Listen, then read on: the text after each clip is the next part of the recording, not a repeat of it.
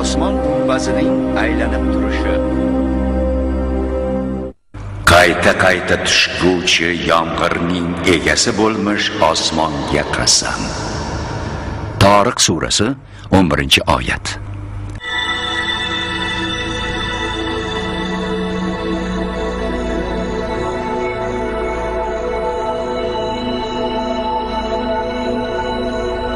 Oyatdagi yomg'ir deb tarjima qilingan so'zga qayta tushuvchi degan sifatning qo'llanilishi ham ajoyib bir ilmiy haqiqatni bayon qiladi.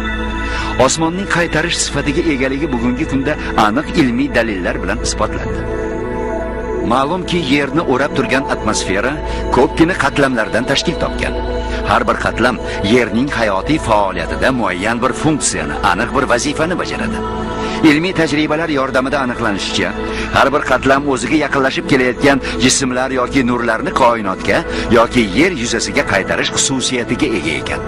Masalan, yerdan 13-15 kilometr balandlikda joylashgan troposfera yer yuzasidan ko'tarilayotgan bug'ni kondensatlab, keyin uni yerga yomg'ir shaklida qaytaradi. Stratosferaning quyi qatlami bo'lgan ozonosfera esa yerdan 25 kilometr balandlikda joylashgan bo'lib, koinotdan kelayotgan radiatsiya nurlarini hamda zararli ultrabinafsha nurlarni yerga o'tkazmay, ularni qaytarib turadi. Ionosfera qatlami esa sun'iy yo'ldosh kabi yer yuzasidan tarqalayotgan radio to'lqinlarni yerning boshqa qismlariga tarqatib berib, radio va telesignallarni uzoq masofalarga uzatishga imkon beradi.